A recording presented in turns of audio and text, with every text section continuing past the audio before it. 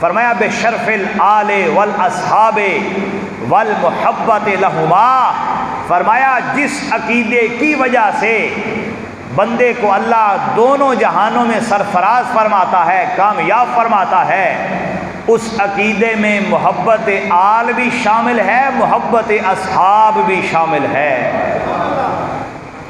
مزید آگے جا کے فرماتے ہیں مما ینجیکا من عذاب الآخرت،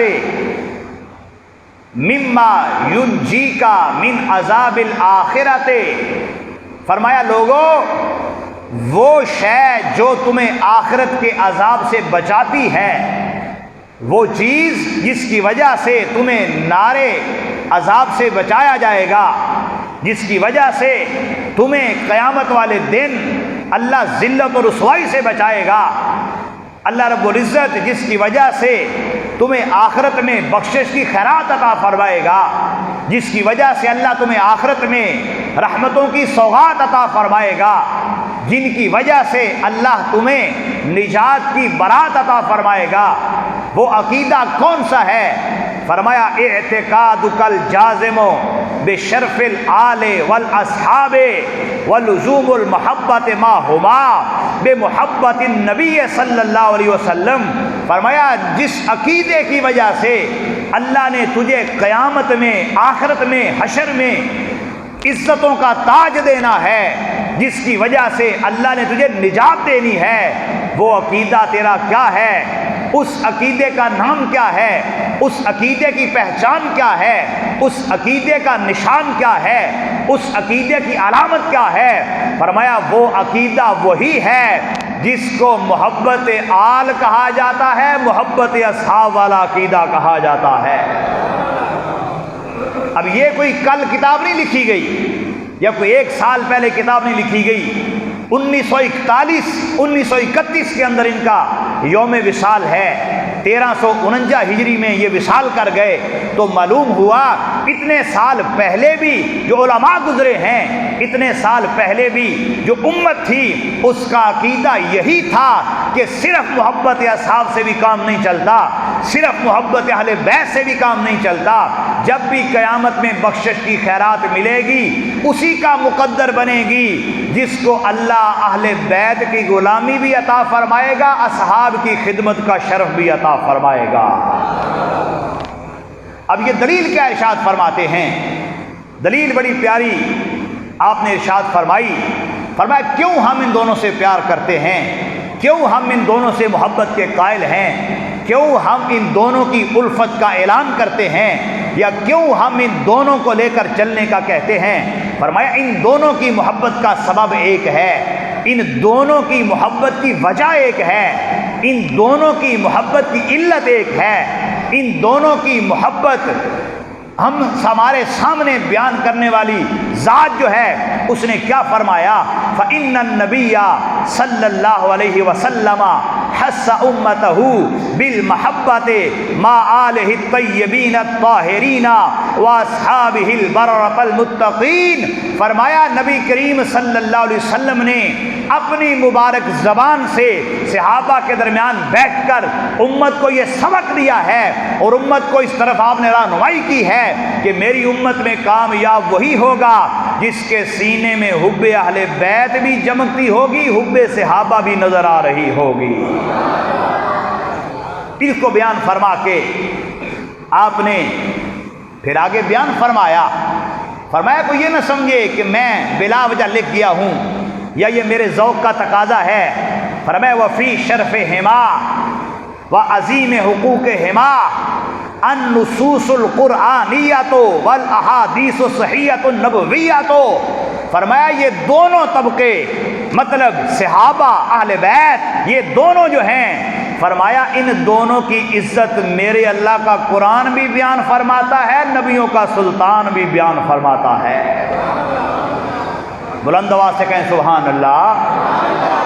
فرمایا ان دونوں قسم کے ہستیوں کا جو شرف ہے، ان کے جو بڑے بڑے حقوق ہیں، وفی شرف ہما و عظیم حقوق ہما، فرمایا ان کا جو شرف ہے اور ان کا جو عظیم حق ہے، ان کے جو بڑے بڑے حقوق ہیں، فرمایا اس پر نصوص قرآنیہ، قرآن کی آیات بھی گواہ ہیں اور مصطفیٰ علیہ السلام کی پیاری پیاری احادیث بھی گواہی عطا فرماتی ہیں۔ قربان جائیے، اس کے ساتھ پھر مزید آگے بڑھے اور آگے بڑھتے ہوئے فرمایا کہ لوگوں یہ مت سمجھنا کہ صرف عزت اہل بیت اطہار کی کرنی ہے، صحابہ کی نہیں کرنی۔ فرمایا نہیں، ایسا کرو گے تو رب بھی ناراض ہوگا، رب کا محبوب بھی ناراض ہوگا، اس لیے رب بھی دونوں سے پیار کرتا ہے، رب کا محبوب بھی دونوں سے پیار کرتا ہے۔ اور پھر جس طرف اشارہ کرتے ہوئے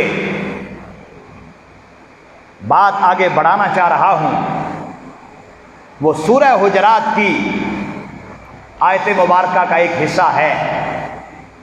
اللہ رب العزت جل وعلا نے کچھ لوگوں کی ایک علامت بیان فرمائی۔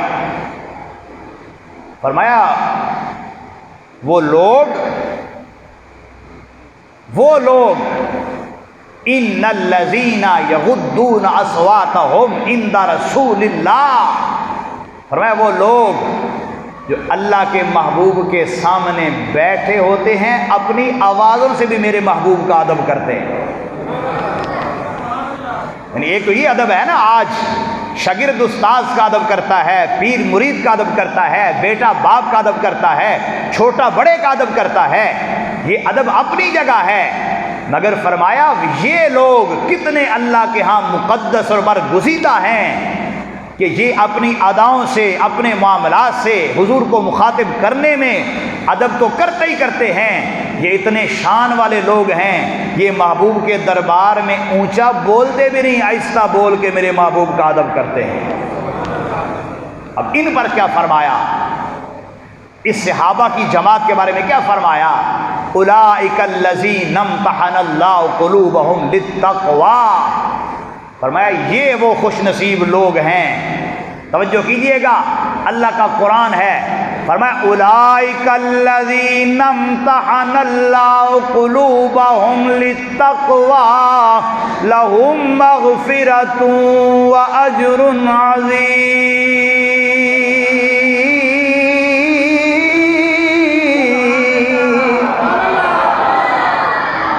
حضور دے صحابہ دا مقام کتنا کو آلہ ہے، کتنا کو ستھرا مقام ہے، کتنا کو عرفات آلہ ہے۔ اگرچہ کسے دے بارے علامہ صاحب کہنے بڑی شان والا ہے، وہ بھی بڑا شان والا ہے، کسے دے بارے قاری قرآن کہے بڑا شان والا، وہ بھی بڑا شان والا ہوئے گا، کسے دے بارے حافظ قرآن آکھے بڑی شان والا ہے، وہ بھی بڑی شان والا ہے، کسے دے بارے مفتی شریعت آکھے شان والا ہے، وہ بھی بڑی شان والا ہے، کسے دے بارے مجتہد بولے شان والا ہے، وہ بھی بڑی شان والا ہے، کسے دے بارے غوث اعظم کے شان والا ہے، وہ بھی شان کمال ہے، کسے دے سامنے قطب مدارا کے، کسے دے سامنے اس کو بڑی ہستیاں کے شان والا ہے۔ مگر یاد رکھنا یہ ہستیاں کنی کو شان والیاں نے، یہ ہستیاں کنی کو مقام والیاں نے، یہ ہستیاں کنیاں شانہ والیاں نے اور کنیاں رتبیاں والیاں نے، جنہاں دی عظمت دی گل کرن دی واری آئی رب نے قرآن بنایا ہے۔ فرمایا اولئک الذین امتحن اللہ قلوبہم للتقوی، فرمایا میرے نبی علیہ السلام کے صحابہ اتنی شانوں والے ہیں، میرے نبی علیہ السلام کے صحابہ اتنے مقام والے ہیں، میرے نبی علیہ السلام کے صحابہ ان کی شان کا کیا کہنا، ان کے دلوں کا تقوی کے لیے انتخاب بھی اللہ نے فرمایا ہے۔ جن کے دلوں کو اللہ نے تقوی کے لیے چن لیا وہ ہیں میرے نبی کے صحابہ۔ اللہ نے جن کا چناؤ کیا، جن کا انتخاب کیا تقوی کے لیے، یہ قرآن بیان کرتا ہے کہ صحابہ اللہ کا انتخاب ہے۔ صحابہ کے دل، اب یہ تو ظاہر سی بات ہے، رب جس کا چناؤ کرے، رب کسی غلط کا چناؤ نہیں کرتا۔ رب کسی کفر والے کا چناؤ نہیں کرتا، رب کسی فسق والے کا چناؤ نہیں کرتا جس کے دل میں معاذ اللہ منافقت ہو، رب اس کا چناؤ نہیں کرتا، رب اس کا چناؤ کرتا ہے جو پکا سچا مومن ہوتا ہے۔ تو اگر صحابہ کرام کی ساری جماعت میں سے کسی کے دل میں ذرا برابر بھی میل ہوتی رب قبول ہی نہ کرتا۔ رب نے سب کے دلوں کو قبول کر کے یہ سند دے دی ہے میرے محبوب کے صحابہ کو کوئی مت بھونکے، یہ اتنے صاف دل والے ہیں کہ ان کے دل اللہ نے قبول فرما لیے ہیں۔ اولئک الذین امتحن اللہ قلوبهم للتقوی لہم مغفرۃ اجر عظیم۔ ایک مقام اللہ کے قرآن کا دوسرا مقام پڑھیں تو اس سے بھی زیادہ شان والا۔ اللہ کریم جل شانہ نے اپنے پاک کلام کے اندر اس طرح بھی ارشاد فرمایا، اور اس لیے آج یہ بار بار دہرانے کی ضرورت پڑتی ہے، بیان کرنے کی ضرورت پڑتی ہے۔ لوگ مقام اہل بیت و محبت اہل بیت، حب اہل بیت، اس کی آڑ میں صحابہ کرام کی کھلم کھلا توہین کرتے ہیں، تبرئے کرتے ہیں، برا بولتے ہیں۔ اس لیے آج بیان کرنے کی ضرورت ہے، جو حب صحابہ نہیں رکھتا، حب اہل بیت لیے پھرتا ہے، اللہ قیامت کو اس کی یہ محبت جھوٹی اس کے منہ پہ مار دے گا۔ اللہ اسے قبول فرمائے گا جو اپنے دل میں احترام صحابہ بھی رکھتا ہے، احترام اہل بیت بھی رکھتا ہے۔ اللہ کے قرآن کا دوسرا مقام سورہ حدید 27واں پارہ، یہ میں نے ایک جمعہ پہلے بھی یہ آیت پیش کی تھی کہ اللہ کے محبوب کے صحابہ کی دو کیٹیگریاں، کچھ فتح مکہ سے پہلے خرچ کرنے والے، کچھ فتح مکہ کے بعد خرچ کرنے والے ہیں، دونوں صحابہ ہیں، دونوں غلامان رسول ہیں، دونوں اللہ کے پیارے، لیکن اللہ نے ان میں فرق رکھا ہے۔ اللہ نے فرمایا فتح مکہ سے پہلے جنہوں نے خرچ کیا ہے ان کی شان زیادہ ہے۔ اللہ کا قرآن پڑھوں، اللہ نے اپنے قرآن میں ارشاد فرمایا لا یستوی منکم من انفق من قبل الفتح وقاتل اولئک اعظم درجۃ من الذین انفقوا من بعد وقاتلوا۔ اللہ نے اپنے قرآن میں ارشاد فرمایا میرے نبی علیہ السلام کے صحابہ کی وہ جماعت جو فتح مکہ سے پہلے خرچ کرتے رہے، فتح مکہ سے پہلے اسلام کے لیے، قرآن کے لیے، دین کے لیے، شریعت کے لیے، میرے مقام کے لیے مال قربان کرتے رہے، جائیدادیں قربان کرتے رہے، اولادیں قربان کرتے رہے۔ اور ایک جماعت وہ ہے جو فتح مکہ کے بعد جنہوں نے خرچ کیا ہے، جس طرح پہلوں نے خرچ کیا یہ بھی خرچ کرتے رہے، مال بھی قربان کر دیا، اولاد بھی قربان کر دی، جانیں بھی قربان کر دی، جائیداد بھی قربان کر دی۔ اللہ رب العزت نے دونوں کا بیان فرما کے فرمایا اولئک اعظم درجۃ من الذین انفقوا من بعد وقاتلوا۔ فرمایا فتح مکہ کے بعد خرچ کرنے والوں سے، فتح مکہ سے پہلے خرچ کرنے والوں کا درجہ اللہ کے ہاں بڑا ہے۔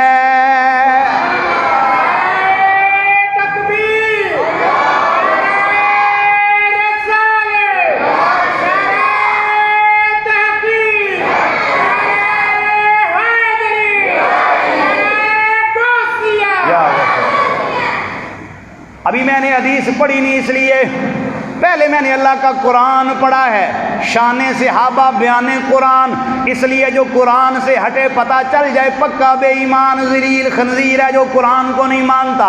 اللہ کے نبی کے پیارے پیارے صحابہ کی شان اللہ کا قرآن بیان فرماتا ہے۔ رب نے اپنے قرآن میں فرمایا دونوں شان والے، دونوں پیارے، دونوں ہمارے، دونوں ہی پیارے ہیں، مگر درجے میں فرق ہے۔ جنہوں نے پہلے قربانیاں دی ان کا درجہ زیادہ ہے، بعد والوں سے ان کی شان زیادہ ہے، بعد والیاں نال انہاں دا مقام بہتا ہے، انہاں دی شان بہتی ہے، انہاں نوں رب نے اجر بھی بہتا دیتا ہے۔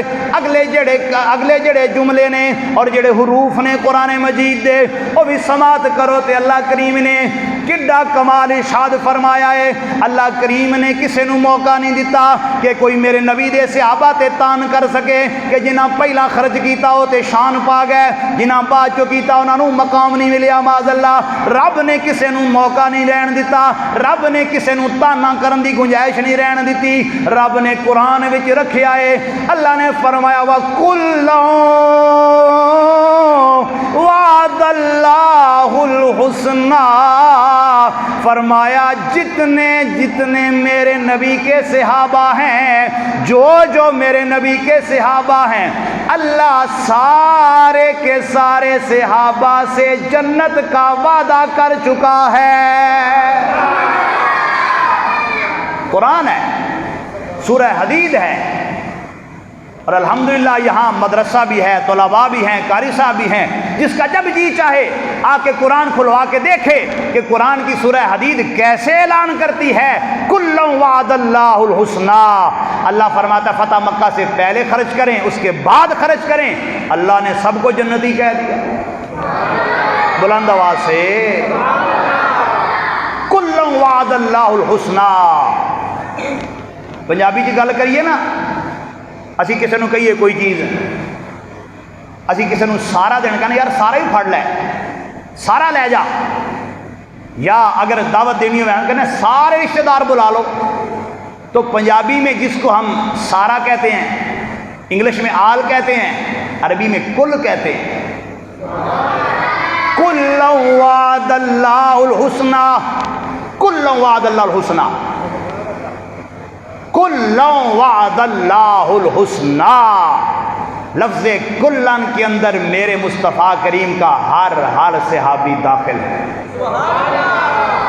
رب نے کسی کو ڈنڈی مارنے کی ہمت ہی نہیں رہنے دی کہ کوئی اس کو نکالے اس کو نکالے، ادھر کرے ادھر کرے۔ فرمایا تم کون ہوتے ہو؟ جب اللہ فرماتا ہے سارے جنتی ہیں، بلند آواز سے کہہ لیں سبحان اللہ۔ وَكُلًّا وَعَدَ اللَّهُ الْحُسْنَى، فرمایا سارے کے سارے۔ یہ جملہ لکھ کے حضرت شیخ حسن جان سرہندی کیا فرماتے ہیں؟ وَالْحُسْنَى هِيَ الْجَنَّةُ بِاتِّفَاقِ الْمُفَسِّرِينَ، فرمایا سارے مفسرین نے یہی ترجمہ کیا ہے کہ اللہ نے جس حسنہ کا وعدہ کیا ہے اس حسنہ کا نام جنت ہے۔ اور آگے ابھی بات ختم ہی نہیں ہوئی، آگے کہتے ہیں اگر تو غور کر، اللہ نے فرمایا کلن، لفظ کلن فرمایا، اللہ نے کلن فرمایا اور قرآن بنایا،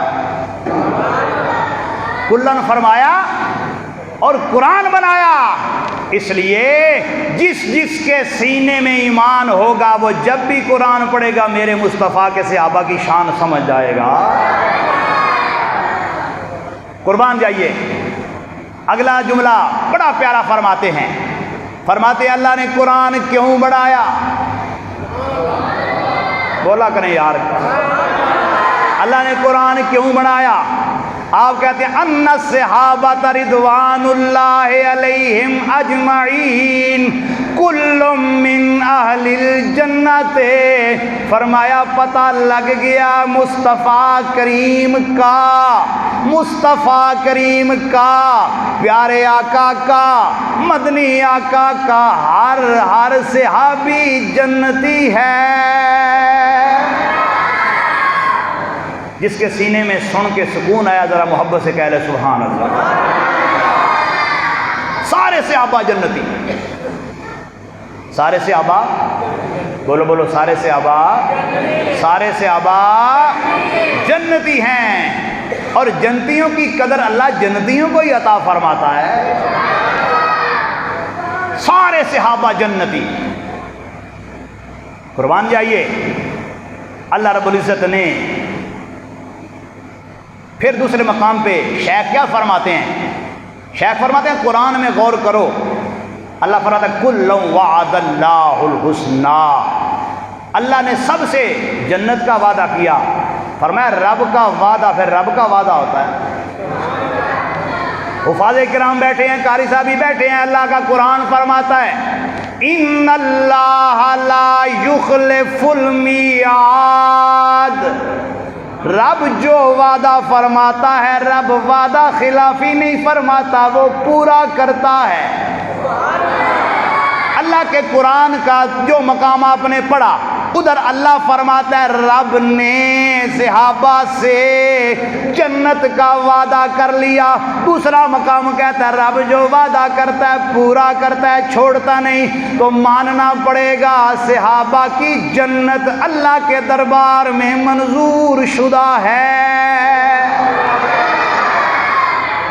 کل وعد اللہ الحسنی، اللہ نے سب سے جنت کا وعدہ فرمایا۔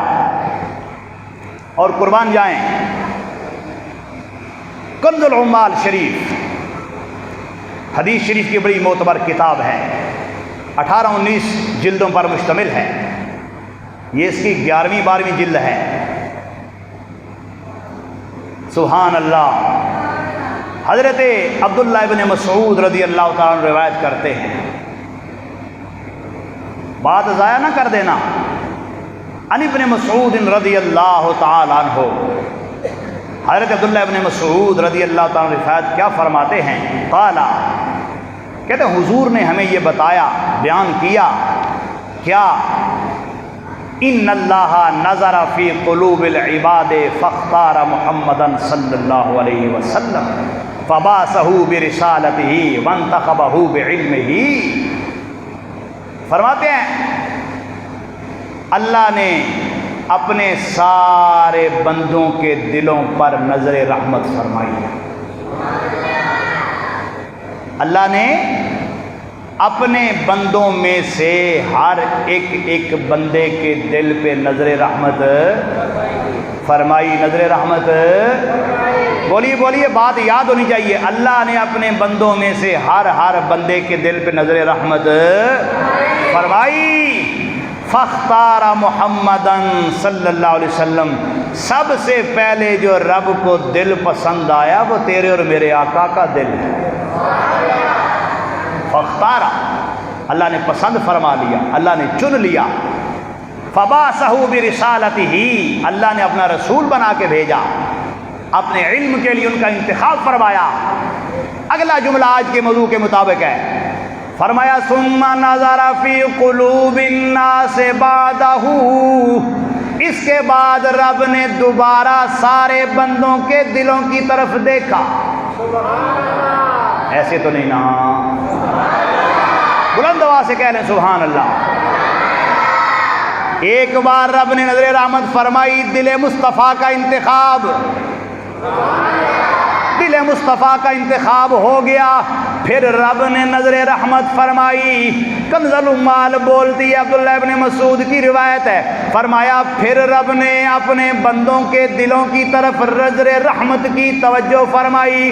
فاختار لہ اصحابہ، پھر اللہ کو جو دل پسند آئے اللہ نے اپنے نبی کے صحابہ بنا دیے۔ فاختار لہ اصحابہ، تو میں نے پہلے بھی کہا، آج پھر کہتا ہوں، تی پتر ہوئے حلال دا، وہ اپنے ماں باپ کے انتخاب کو چیلنج نہیں کرتا۔ میرا میرے ماں کی پسند ہے، میرے باپ کی پسند ہے، میں اس کو کیسے ناپسند کر سکتا ہوں؟ اس کو میرے ابو نے پسند کیا، میری امی نے پسند کیا، میرے بھائی نے پسند کیا۔ اگر حیا والا ہو، شرم والا ہو، غیرت والا ہو تو دوست کی پسند کو ناپسند نہیں کرتا، بیٹا ماں باپ کی پسند کو ناپسند نہیں کرتا، شاگرد استاد کی پسند کو ناپسند نہیں کرتا، مرید اپنے پیر کی پسند کو ناپسند نہیں کرتا۔ اسی طرح اگر حلالی ہو، مومن ہو، سچا ہو، غیرت مند ہو، جس کو اللہ پسند کرے، جس کو مصطفیٰ پسند کرے، اس کو بھی ناپسند نہیں کرتا، سینے میں ان کی محبت جما کے رکھتا ہے۔ جب رب نے دل پسند کر لیے تو کون ہے؟ آج 15ویں صدی 14ویں صدی میں آ کے صحابہ پہ تان کرنے والے، تیری کیا اوقات ہے؟ یہ وہ ہیں جن کو رب نے پسند کر لیا۔ جنوں رب پسند کرے وہ کوئی ایویں ہوتا ہے؟ اللہ کسی غلط کا انتخاب نہیں کرتا، اللہ کسی ایمان کے کمزور کا انتخاب نہیں کرتا، اللہ کسی بزدل کا انتخاب نہیں کرتا، اللہ کسی خائن کا، امانت میں خیانت کرنے والے کا انتخاب نہیں کرتا، اللہ کسی کردار کے غلط کا انتخاب نہیں کرتا۔ جس کا رب انتخاب کرتا ہے وہ کردار کا بھی غازی ہوتا ہے، وہ گفتار کا بھی غازی ہوتا ہے۔ اس واسطے اللہ نے پھر جب نظر رحمت فرمائی، پہلے فرمائی تو سارے دلوں میں سے جو دل اللہ کے ہاں منظور ہوا، مقبول ہوا، اسے اللہ نے اپنے حبیب کا دل بنا دیا۔ اور پھر اور اس کے بعد اللہ نے جو دل اپنے دربار میں منظور فرمائے، اللہ نے حضور کے صحابہ کے لیے دل بنا دیا۔ فجعلہم انصار دین ہی وبزراء نبی ہی، اللہ نے صحابہ میں سے کچھ کو حضور کے وزیر بنا دیا۔ آج چھوٹی سی حکومت ہے اور وزیروں کی لائنیں لگی ہوئی ہیں، کام کا ایک بھی نہیں۔ ہر دوسرے سے بڑا ڈاکو ہے، ہر دوسرے سے بڑا چور ہے، ہر دوسرے سے بڑا بدنام ہے۔ مصطفیٰ کریم صلی اللہ علیہ وسلم کی اتنی بڑی ریاست، وزیر صرف 4، اور 4 ہی ایسے وزیر تھے۔ فرمایا اللہ نے میرے 4 وزیر بنائے ہیں، 2 زمینوں میں 2 آسمانوں میں۔ زمین میں تو تھے ہی 2، اور ایسے شاندار وزیر تھے، ہر ایک دوسرے سے بڑھ کے شان والا۔ اللہ نے میرے 4 وزیر بنائے، وزیران فی السماء وزیران فی الارض، 2 زمین میں 2 آسمانوں میں۔ جو زمین میں ہے وہ کون ہے؟ ایک کو مولا ابوبکر صدیق کہتے ہیں، دوسرے کو مولا عمر فاروق کہتے ہیں۔ اللہ نے وزیر بنا دیے حضور کے۔ اس لیے کسی صحابی رضی اللہ تعالیٰ کی ذات کی طرف، کسی اہل بیت کے فرد کی طرف زبان کھولنے سے پہلے کروڑ بار سوچنا، یہ وہ ہیں جن کی توہین پر رب کا عذاب آ جاتا ہے۔ اس لیے ہم اس عقیدے کے وارث ہیں جس عقیدے کے اندر سارے اہل بیت کا پیار ہے۔ کہہ دے سبحان اللہ۔ سارے اہل بیت کی غلامی ہے، سارے صحابہ کا پیار۔ اللہ نے ہمیں ڈنڈی مار عقیدہ دیے ہی نہیں، اللہ نے ہمیں سارے پیاروں کا پیار عطا فرمایا۔ اور قربان جائیے، آج آپ دیکھتے ہیں صحابہ کو معاذ اللہ ننگی گالیاں دی جاتی ہیں، اور میں نے کافی ساری کتابوں میں یہ چیز تلاش کی، اور ہر امام اس رزلٹ پہ پہنچا۔ اکثر نے یہاں تک کہا کہ جو بندہ صحابہ میں سے کسی ایک صحابی کو گالی دیتا ہے وہ کبیرہ گناہ کا ارتکاب کرتا ہے۔ کبیرہ گناہ جس کا سوائے توبہ کے کوئی حل نہیں ہوتا، اس کی معافی بڑی مشکل ہو جاتی ہے۔ اور پھر ایک بار جو کسی صحابی کو گالی دے، اللہ کے ہاں وہ بھی مارا جاتا ہے، جس کا کام ہی صبح شام یہ ہے۔ اعلان گالیاں دی جا رہی ہیں کہ ہم اپنی آنکھیں بند کر کے بیٹھے، کوئی بات نہیں، میں تو نہیں دے رہا۔ تو حضور نے اس لیے فرمایا تھا اذا سب اصحابی فلیظہر العالم علمہ، جب میرے صحابہ کو گالی دی جائے، عالم دین کا حق ہے وہ اپنے علم سے دفاع کرے۔ تو یہ نہیں کہ اپنا مسلح بچاتا رہے، اپنی سیٹ بچاتا رہے، خطابت بچاتا رہے، اپنی جو ہے وہ امدادیں بچاتا رہے، نذرانے بچاتا رہے۔ فرمایا نہیں، جب میرے صحابہ کو گالی دی جائے، عالم دین پر فرض ہے وہ اپنے علم سے میرے صحابہ کا دفاع کرے۔ اس نے قبر میں علم لے جانا ہے، جب صحابہ کے لیے اس کی زبان ہی نہ کھلے، جب وہ بول نہ سکے، اس علم کا کیا فائدہ ہے؟ فرمایا عالم پر یہ لازم ہے وہ میرے صحابہ کا دفاع کرے۔ اگر وہ نہیں کرے گا پھر قیامت کو اس کا علم اسے بچا نہیں سکے گا۔ اگر وہ میرے صحابہ کے معاملے میں ہلکا ہو جاتا ہے، کوئی بات نہیں، میں تو نہیں کر رہا۔ ہم اکثر یہی کرتے ہیں، میں نے تو ایسا نہیں کیا، فلاں نے کیا۔ تو حضور نے فرمایا فلاں نے کیا تو کیوں کیا؟ تم بول نہیں سکتے تھے؟ تم نے کس لیے علم پڑھا تھا؟ تمہارے سینے میں نور علم کیوں رکھا گیا تھا؟ کیا چپ کرنے کے لیے؟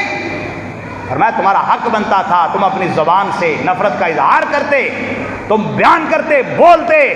جو صحابہ کو برا بولتا ہے اس پر اللہ کی بھی لعنت ہوتی ہے، اللہ کے فرشتوں کی بھی، اور سارے لوگوں کو بھی لعنت ہوتی ہے۔ اور کتنا بڑا خبیث ملعون وہ بندہ ہے کہ جس کی زبان شریر سے صحابہ محفوظ نہ ہوں۔ ماں باپ اتنی مقدس شے ہے، اللہ ان کا حیا کرنے پر راضی ہو جاتا ہے۔ جو بیٹا ماں باپ کا ادب کرے، احترام کرے، اللہ اس پر راضی ہو جاتا ہے۔ جو مصطفیٰ کے صحابہ کا احترام کرے، رب کتنا راضی ہو جائے گا۔ اس لیے اپنی سوچ اور فکر کا قبلہ درست رکھیں، نہ اہل بیت میں سے کسی کی توہین کرے، نہ کسی کی سنیں۔ محبوب کریم کے اہل بیت بھی ہمارے سر کا تاج ہے۔ آپ کی ازواج ہیں، آپ کی آل ہے، آپ کی اولاد ہے، آپ کے صاحبزادے ہیں، آپ کی صاحبزادیاں ہیں، آپ کے داماد ہیں، آپ کے سسر ہیں، یہ سارے شان والے ہیں۔ جس طرح یہ سارے شان والے ہیں، اسی طرح اللہ نے اپنے محبوب کے صحابہ کو بھی شان عطا فرمائی ہے۔ تو اس لیے ہم کسی کی توہین کرنا تو بڑی بات ہے، سوچ بھی نہیں سکتے۔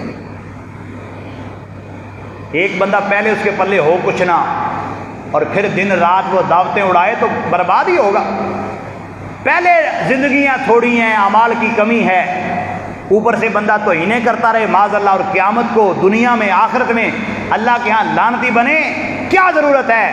ہم تو وہ ہیں کہ صحابہ کی بات ہو تو پھر بھی سینہ ٹھنڈا ہو جاتا ہے۔ اونچی بولے سبحان اللہ۔